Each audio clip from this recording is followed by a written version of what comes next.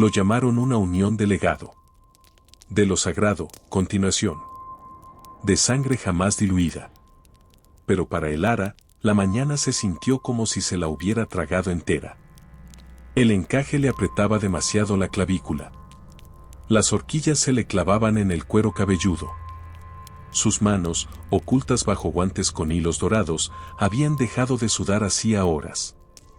Ahora, simplemente estaban frías. Inmóviles.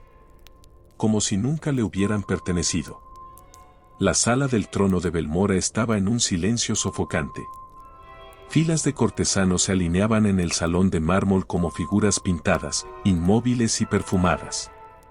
Sus rostros tenían la expresión que siglos les habían enseñado a perfeccionar, un orgullo solemne que ocultaba el hedor de la repetición. Matthijs estaba frente a ella. Su primo. Nacido 2 semanas después que ella, en la misma habitación, bajo el mismo dosel descolorido. Su túnica ceremonial relucía en rojo y oro, los colores de la conquista y la sangre. Un escudo de león le rugía en el pecho, cosido con hilo grueso por una monja que se quedó ciega antes de terminar el dobladillo. Él no la miraría. El sacerdote comenzó el rito. Su voz se quebró por la edad o el desuso, nadie lo notó. Elara de Belmora, dijo con voz áspera, ¿entregas tu cuerpo y tu nombre a la casa eterna? Ella no habló. El abanico de la reina Isolda se abrió como una cuchilla tras ella. El mensaje de su madre era claro, habla. Sométete. Elara asintió. En ese momento, las vidrieras tras el altar captaron un tono extraño, no era la luz del sol, sino una especie de dorado que parecía una enfermedad. Un efecto de reflejo. Los rostros en las vidrieras me eran familiares, reinas del pasado, novias del pasado, primas del pasado vestidas de seda. Todos se parecían a ella. No similares, idénticos. Si es la primera vez que oyes hablar de linajes reales que rompen con sus propios hijos, suscríbete. Estas historias quedaron enterradas por algo. La ceremonia continuó. Votos más antiguos que el lenguaje. Un anillo sacado del mismo cofre de hierro que antaño había albergado coronas de coronación y huesos de bebés. Matthijs se lo colocó en el dedo como un sello, no como una promesa. Estaba pálido. No por la emoción, sino por la presión. Como si en algún lugar de su interior, algo intentara escapar de la jaula que le habían enseñado a proteger. Elara pensó en una frase que había oído una vez en el ala de servicio, dicha en voz baja. No se casan para construir. Se casan para crear bucles. Y ahora ella era el lazo. La curva que se curvaba sobre sí misma. La atadura que convertía el linaje en una soga. Los aplausos estallaron como un trueno al anunciarse el beso. Pero Matthijs solo rozó su mejilla. El sacerdote se volvió hacia la multitud y anunció que estaban unidos por el cielo, sellados por el linaje. Los nobles vitorearon. Los sacerdotes se santiguaron. Las ventanas permanecieron inmóviles, impasibles ante el peso de lo que acababa de repetirse. La llamaban radiante. Equilibrada. Un vaso de fuerza real. Ella se sentía como un cristal. Esa noche, en palacio se cenó faisán asado y vino de Granada. Elara no lo probó. Su vestido, ahora suelto, aún olía a humo sagrado y sudor. La reina Isolda se inclinó una vez, susurró, «Lo hiciste bien», y luego volvió a cortar carne con el mismo cuchillo que había usado en la boda de su prima décadas atrás. Elara se sentó a la cabecera de la mesa junto a Matthijs. Él bebió demasiado rápido. Se rió demasiado fuerte. Y cuando él le tocó la mano debajo de la mesa, ella no sintió nada. Ni asco. Ni afecto. Solo siglos. Apilado en sus huesos.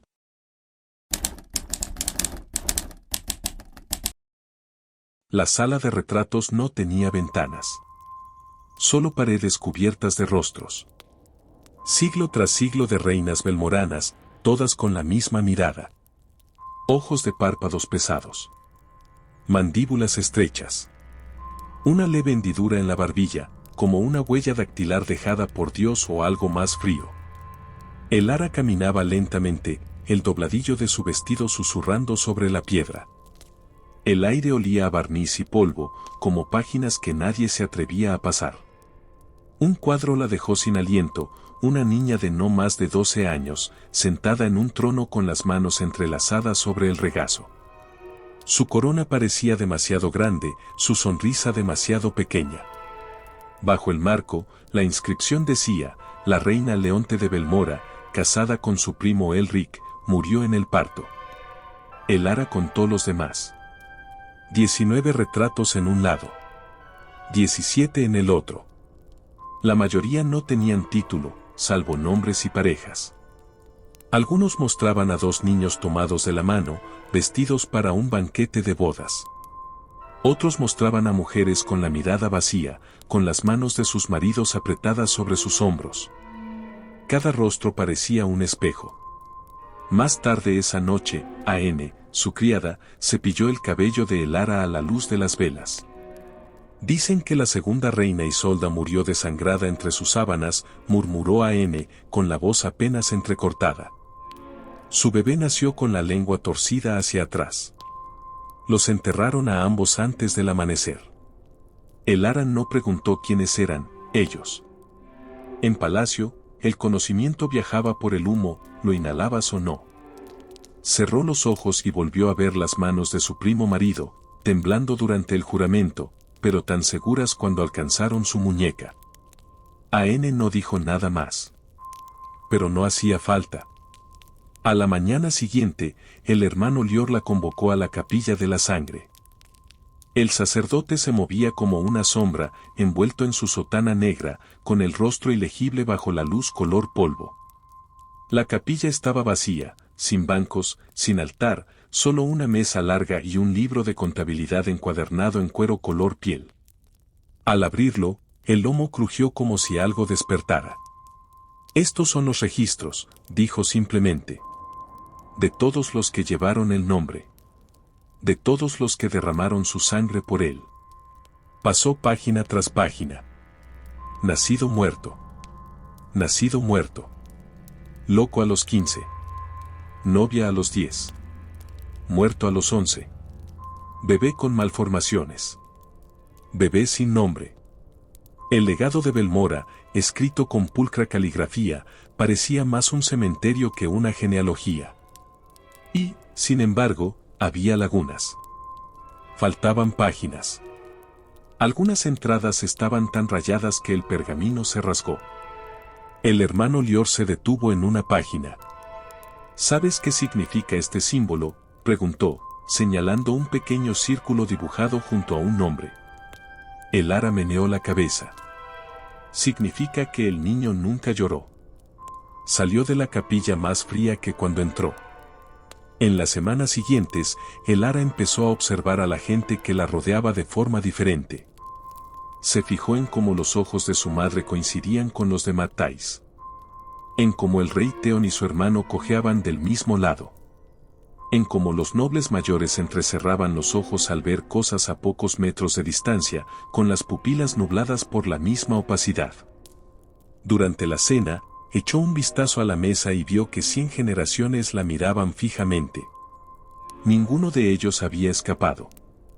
Ni siquiera los que tenían poder. Regresó al salón de retratos esa noche. Una vela. Un reflejo a la vez. Al final de la galería había un espejo alto cubierto de terciopelo. Elara retiró la tela. Ella esperaba verse a sí misma. En cambio, vio una docena de rostros más, los de las pinturas, los del libro, los que habían muerto antes de convertirse en alguien. Sus rasgos eran los suyos. Sus vidas, no. Y aún así le dijeron que debería sentirse honrada de continuarlos. Ella tocó el vaso. Estaba frío. Ella susurró su nombre suavemente. Desapareció antes de llegar a sus oídos.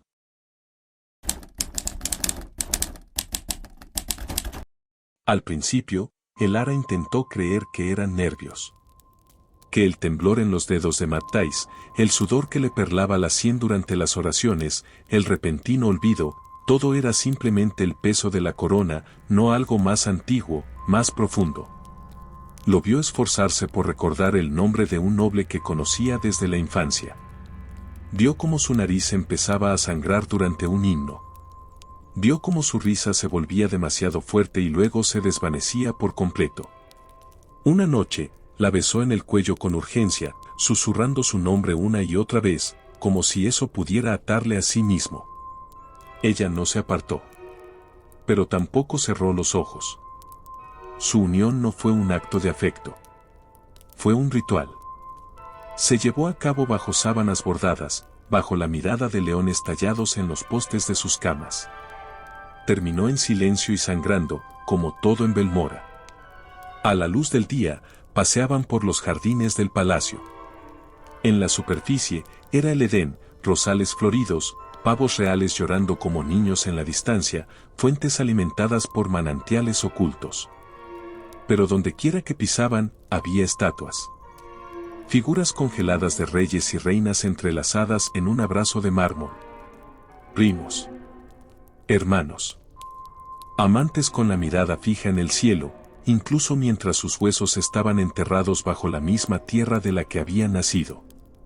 Matthijs se paró frente a una estatua de una pareja que tenía exactamente su mandíbula. Dicen que sangró durante 7 días y aún así dio a luz un hijo, dijo secamente. Por eso tiene una corona en ambas manos. El ara miró fijamente el rostro. Parecía el suyo. Una vez le preguntó con dulzura si recordaba su infancia, los veranos en el ala norte, los tutores compartidos, los libros que intercambiaban. Él sonrió y parpadeó como si no pudiera recordarlo.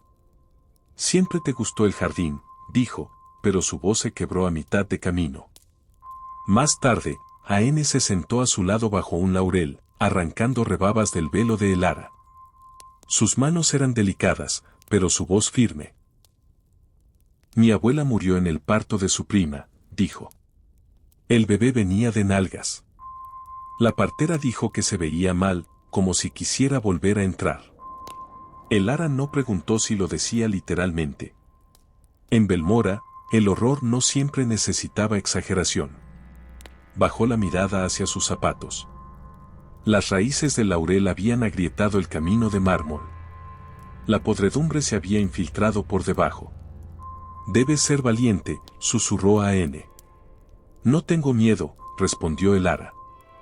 No es eso lo que quise decir. En los días siguientes, Matthijs se volvió más extraño. Olvidó a qué hora debía asistir al consejo. Murmuraba en sueños nombres que ya no pertenecían a los vivos. Se mordió el labio con tanta fuerza durante una cacería que la sangre le empapó el cuello, y reía como si fuera vino. Elara ahora caminaba sola por el jardín. Las fuentes aún cantaban. Las rosas aún florecían. Pero debajo de cada flor, la tierra olía a hierro.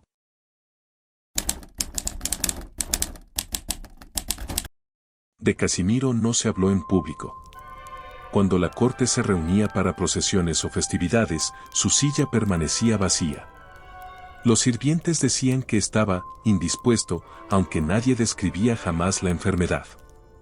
Solo aparecía tras puertas cerradas, sentado en un asiento con ruedas demasiado estrecho para sus extremidades en crecimiento, con la columna curvada como un interrogante que los dioses se negaban a responder. Tenía 10 años.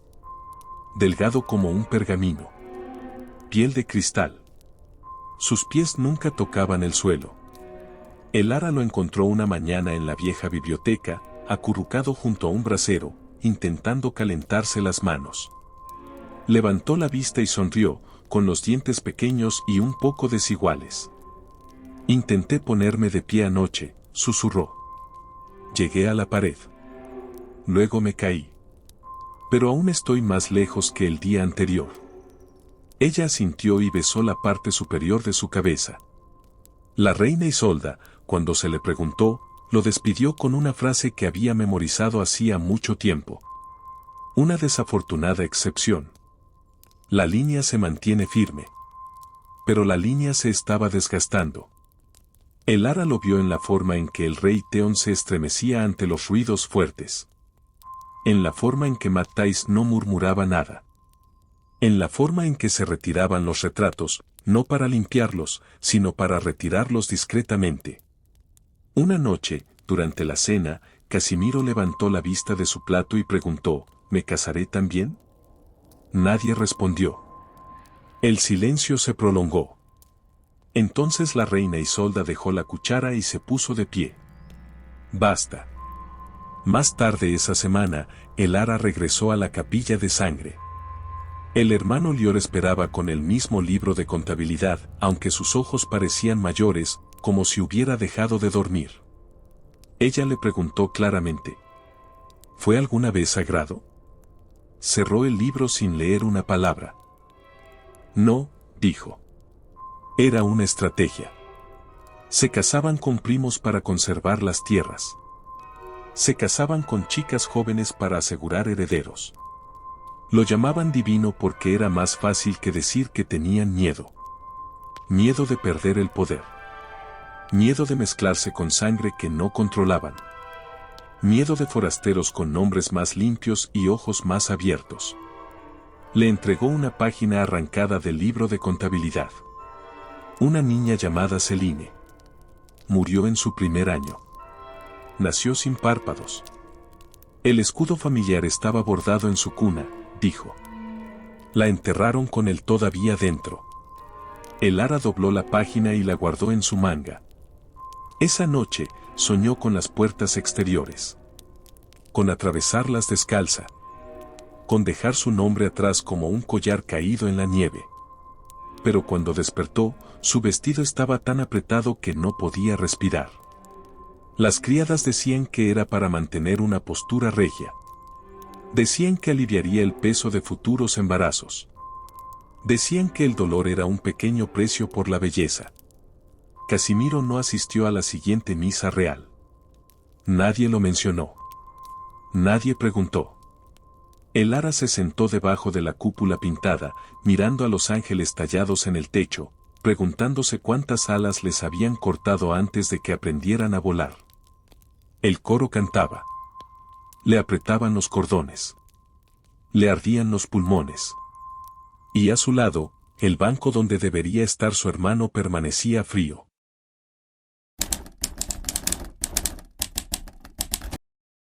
Comenzó con náuseas. Al principio, le dijeron que eran nervios. Luego, santidad. Después, la prueba de que su vientre era digno. Un médico real presionó 2 dedos sobre su vientre y lo declaró una bendición, incluso mientras Elara yacía pálida y temblorosa, sin saber qué parte de ella crecía y qué parte se vaciaba.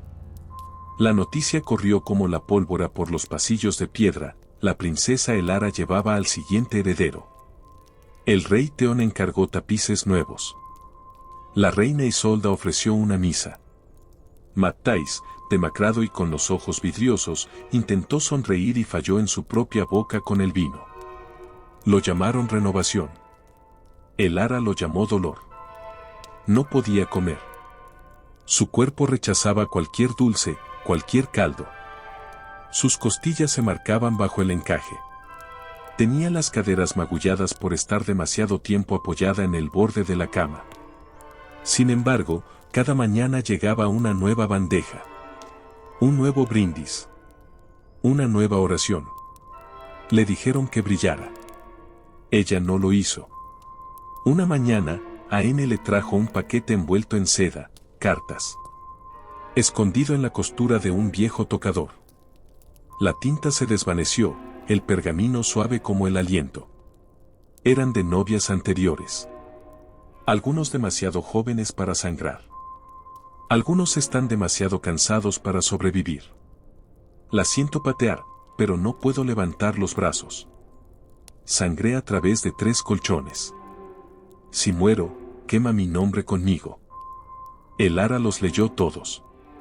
Y por primera vez, empezó a comprender que no estaba maldita, solo que la esperaban.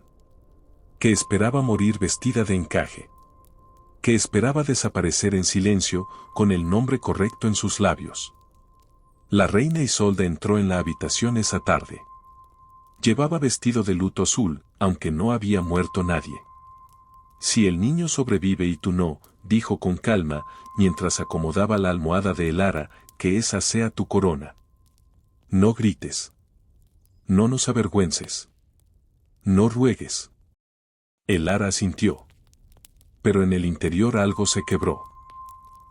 Más tarde esa noche, Aene se arrodilló junto a su cama y presionó un paño frío sobre su cabeza.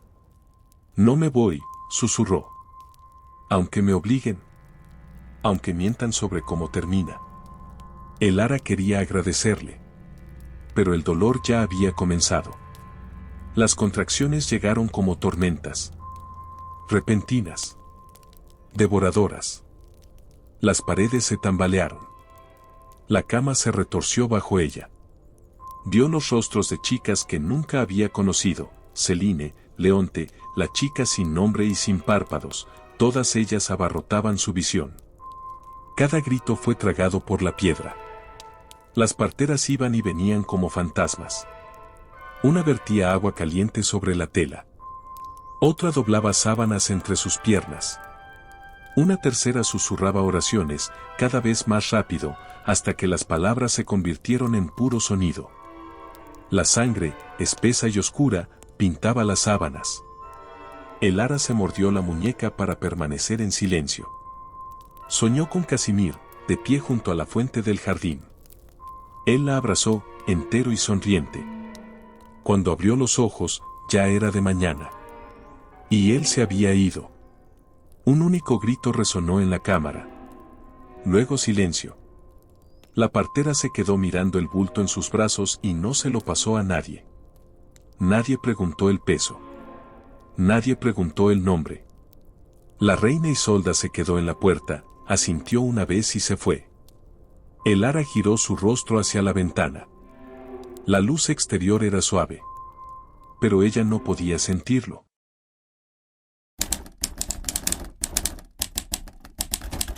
La enterraron en silencio. Sin campanas. Sin procesión.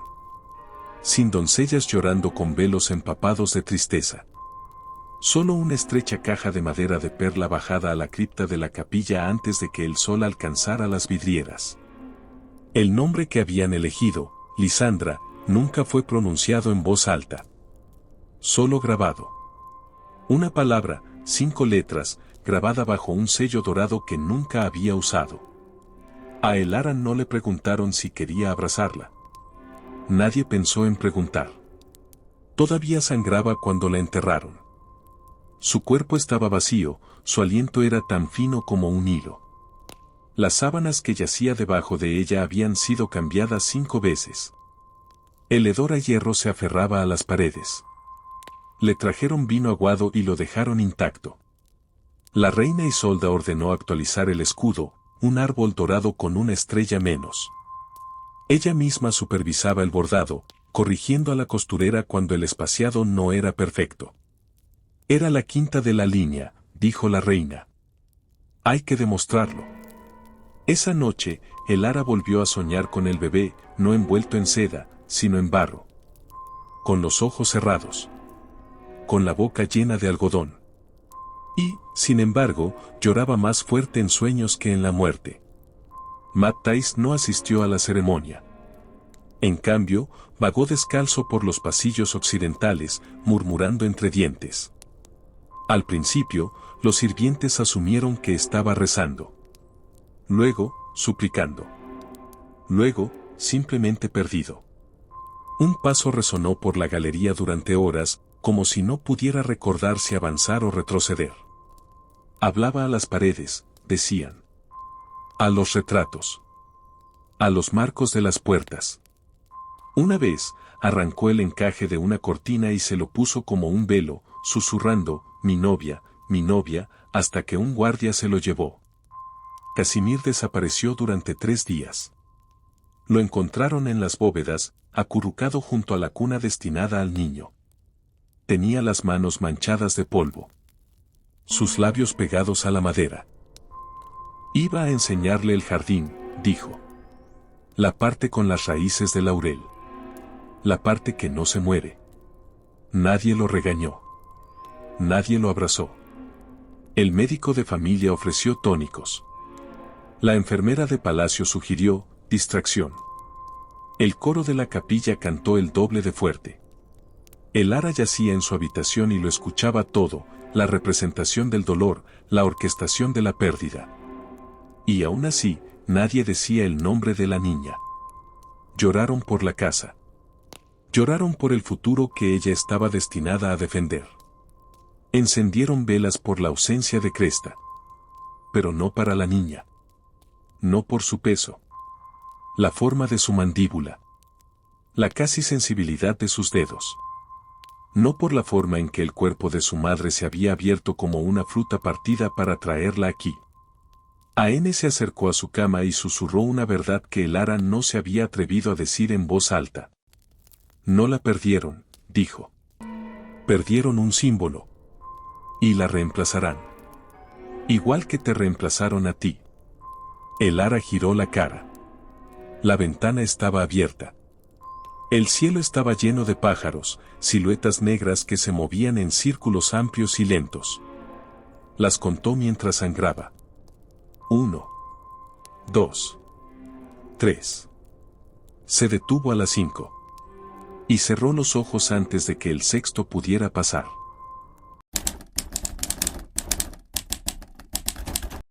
Los pasillos estaban más tranquilos ahora. No solemne, solo vacío.